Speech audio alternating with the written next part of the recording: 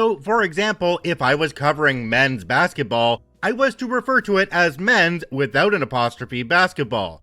Her rationale was that the men didn't own the team, therefore it should not be possessive. Apparently, her understanding of the English language didn't evolve past grade school explanations.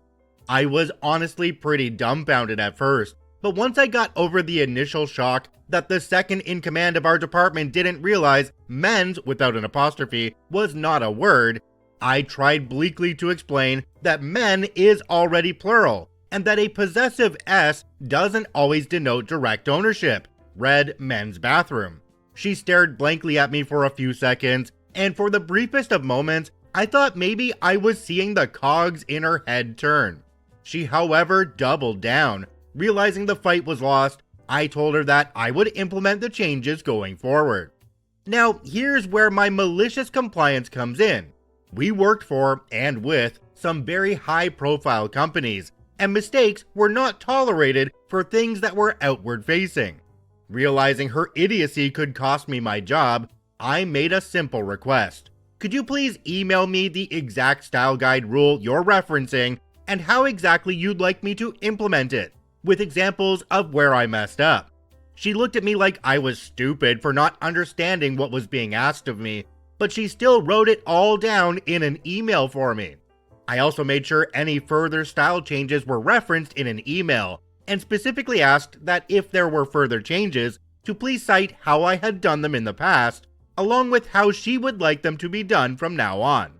Sure enough, within about 6 months of this, I was fired. And at my exit interview, I handed HR a folder containing every written communication regarding the style changes, along with quite a bit of evidence that she was passing off her projects to other members of the department, and changing people's work behind their back. She was fired 3 months after me, along with our department director 3 months after that. Turned out, my little folder sparked a full investigation by HR. And after interviewing other coworkers in the department, they realized she had done all of it to have grounds to fire people within the department she didn't like. I just happened to be the first on the chopping block. The project she was passing off to other people, she was taking the credit for what they were doing to make herself look good. Those changes she was making to other people's work, HR realized that she was changing things to make it explicitly incorrect. You gotta love software that tracks changes and timestamps and lists the user. On top of all of this, they also discovered that she had, at best, exaggerated and at worst fabricated large swaths of her resume.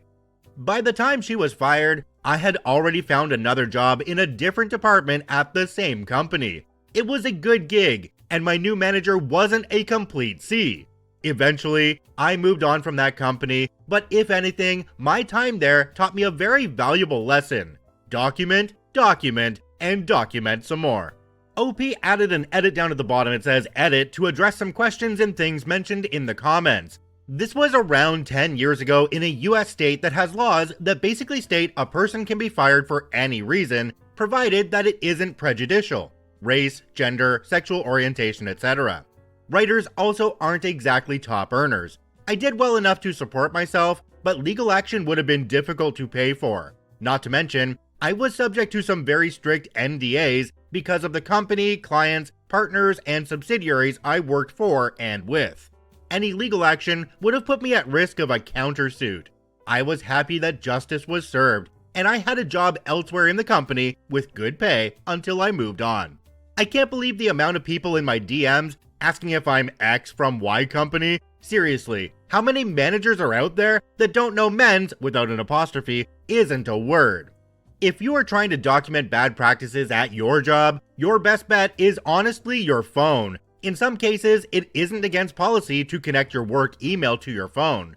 So screen grab the crap out of everything that is suspect to you. Do not BCC. Do not use zip, USB, or thumb drives. Basic software these days can track it and could result in your firing regardless. Just take a photo of the computer screen with your phone if that's how it needs to be documented.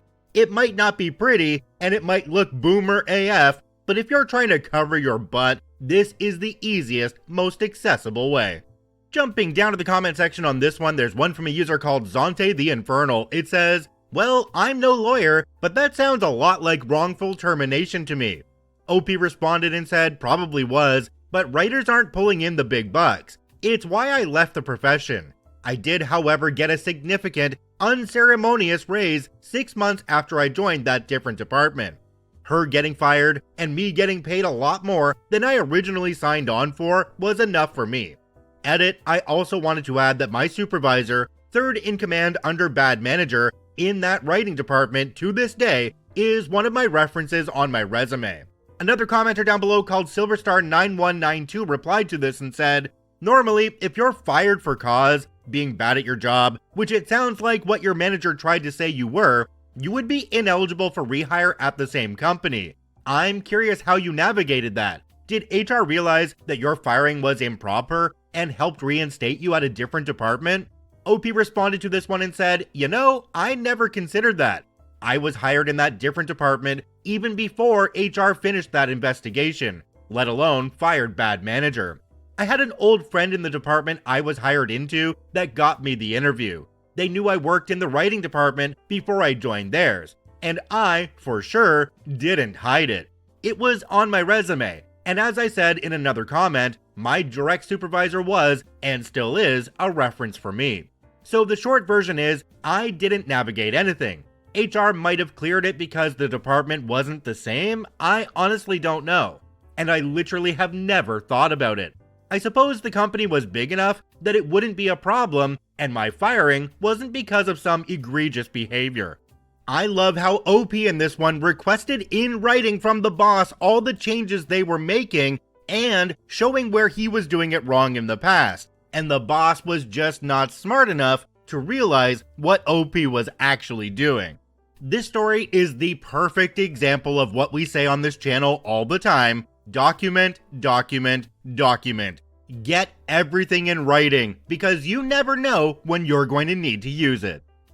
This story comes to us from Fuzzy Concept 4606. "Put more effort into my appearance? Okay." Hi, young woman of color who looks like she is in high school, but is actually in her mid-20s.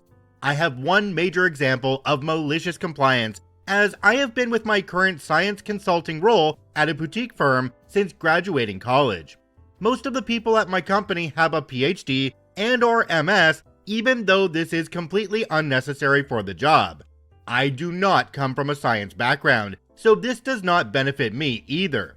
It is a bizarre situation as I am given much more responsibility than many people who are older, more educated, and higher in the company than me.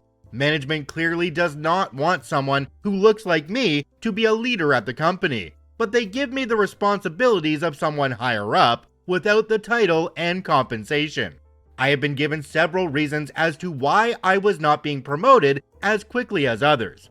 Side note, I have been promoted several times. My issue is that I'm doing more than others in terms of workload and responsibility, and I'm not being compensated for it properly per my current job description. I have just as much or more responsibility than many people above me, and am being treated by a different standard.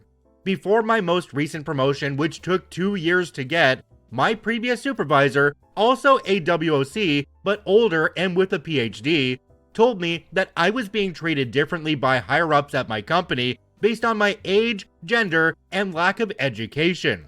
Although my work product was perfect, she said that I was being judged on how I appeared at first and interacted with coworkers, even though I have friendly relationships with all colleagues. She likely meant that I was too outgoing. She said she wanted to perform an experiment with me. She said that maybe I would be promoted if I started putting more effort into my appearance. Side note, I am a confident, charismatic person who respectfully does not need to put any more effort into her appearance. And even if I did, it is not her or anyone's effing business. She said I should wear tighter clothing. So I maliciously complied out of spite. I went from business casual attire that was the standard at my office to full-on business attire. I also never wore makeup to work and wore a full face of makeup every day for months. While others wore athletic t-shirts, sneakers, and hoodies, I wore dress shirts, dress pants, and pants